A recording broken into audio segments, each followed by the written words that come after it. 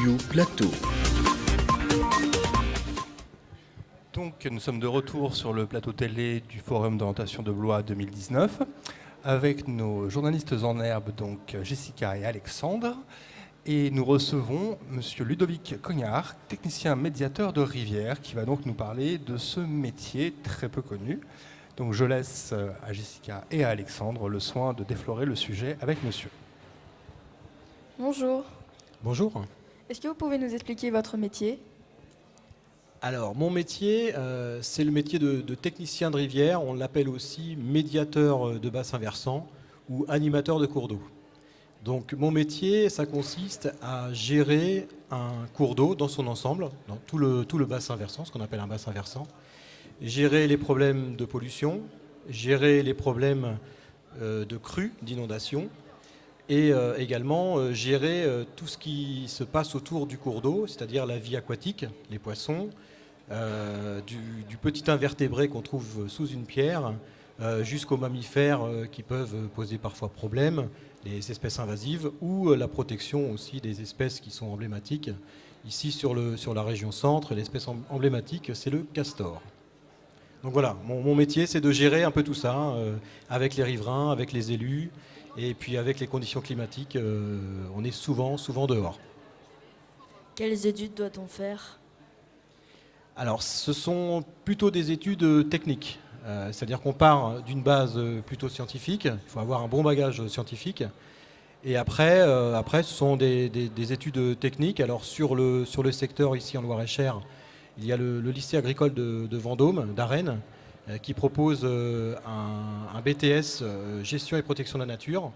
Et je vous parle de ce lycée-là parce qu'en fait, je prends souvent des stagiaires dans notre structure qui vient de cette formation. Donc voilà, on est plutôt sur une dominante scientifique et après technique. Pour ma part, moi j'arrive plutôt du monde de la géographie. Donc, vous voyez comme quoi on peut faire de la géographie à la fac et terminer comme technicien. Mon rôle à moi, c'est de gérer des projets dans l'environnement sur l'espace rivière. Donc voilà. Vous travaillez pour un organisme public ou privé ? Alors c'est un organisme public sous contrat avec deux partenaires publics importants. C'est l'Agence de l'eau Loire-Bretagne, d'une part, qui a la compétence dans le domaine de l'eau. Et ensuite, ce sont toutes les collectivités qui, depuis le 1er janvier 2018, gèrent les milieux aquatiques de manière obligatoire. Quelles sont les qualités pour faire ce métier ? Il y en a plein. Il y en a plein. La première qualité, je dirais qu'il faut aimer être au contact du milieu naturel. Ça, c'est 70% de notre temps, on est dehors. Donc ça, c'est la première qualité, c'est ça, c'est aimer être en contact avec le milieu naturel. Et je dirais la deuxième qualité, c'est s'intéresser à tout, parce que le cours d'eau, en fait, c'est un milieu qui est assez complexe. Et dès qu'on tire sur une petite ficelle, on trouve d'autres problèmes. Donc il faut savoir aussi répondre aux problèmes au niveau des riverains. Je donne un exemple très simple. J'ai été amené, moi, à travailler sur un cours d'eau qui était pollué. Donc une fois qu'on recherche la source de pollution, il se trouvait que là, on était sur de la pollution en pesticides. Il faut donc s'intéresser à la chimie. Une fois qu'on s'intéresse à cette problématique de pesticides, il faut discuter avec le monde agricole, donc il faut connaître l'agriculture. Vous voyez, à chaque fois, c'est un écosystème. Donc il faut savoir s'intéresser un petit peu à tout. Et en dernière qualité, je dirais qu'il faut être diplomate. C'est-à-dire, la rivière, il y a beaucoup de conflits autour de la rivière, et donc il faut savoir entendre les autres acteurs, l'agriculture, les riverains, et savoir parler avec eux.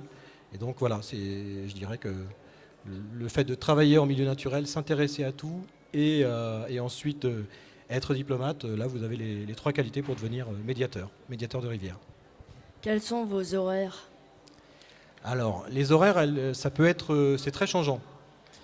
On a une partie bureau qui est les 30 ou 40% de mon temps, donc c'est 8h, 18h. Ça, c'est la partie bureau. Après, ça nous arrive d'être en chantier quand il fait beau, l'été, Ça nous arrive donc de faire travailler des entreprises pour restaurer les cours d'eau. Donc là, pour le coup, il faut être sur le terrain à 6h30. Donc après, on fait le volume horaire hebdomadaire classique des 35 heures, mais on peut changer.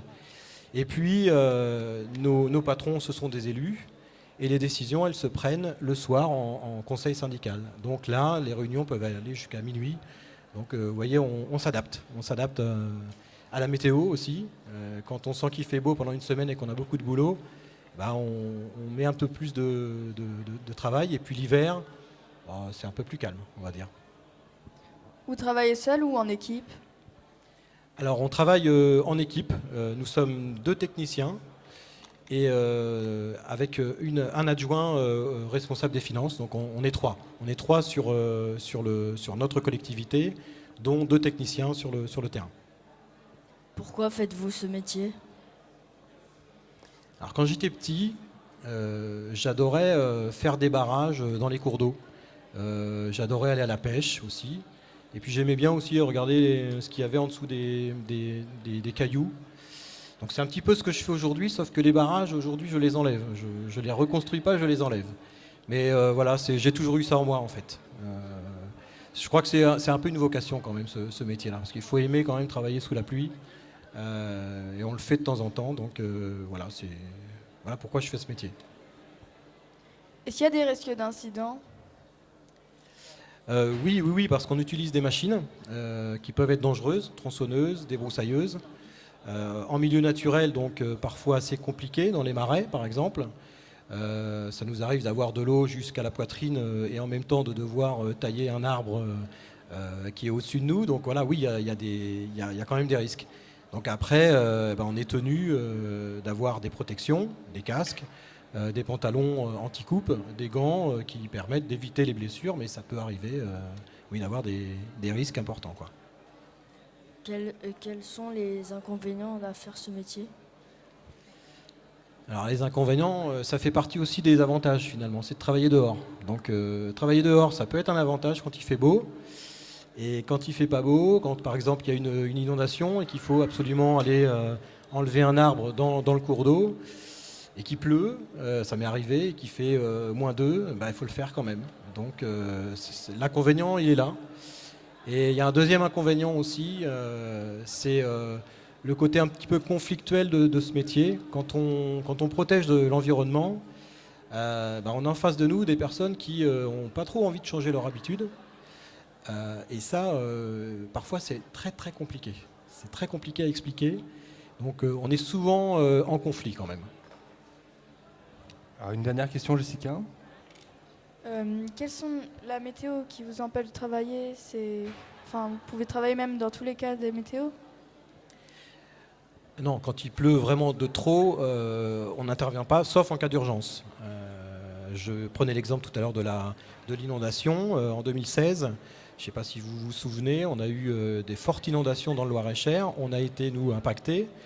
Et quand on vous appelle le dimanche matin pour vous dire que des vannages ont éclaté, qu'il faut absolument les remonter parce que ça bloque un pont et que ça inonde Chouzy-sur-Cisse, il pleut, on est dimanche matin, il est 7h et vous y allez quand même. Donc, mais sinon, quand il pleut trop et quand il fait trop froid, on fait la partie bureau qu'on doit de toute façon faire.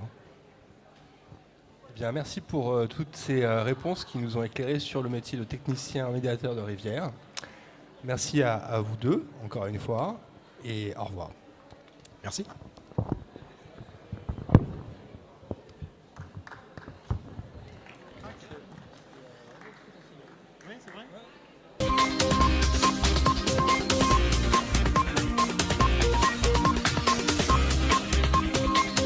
L'interview plateau.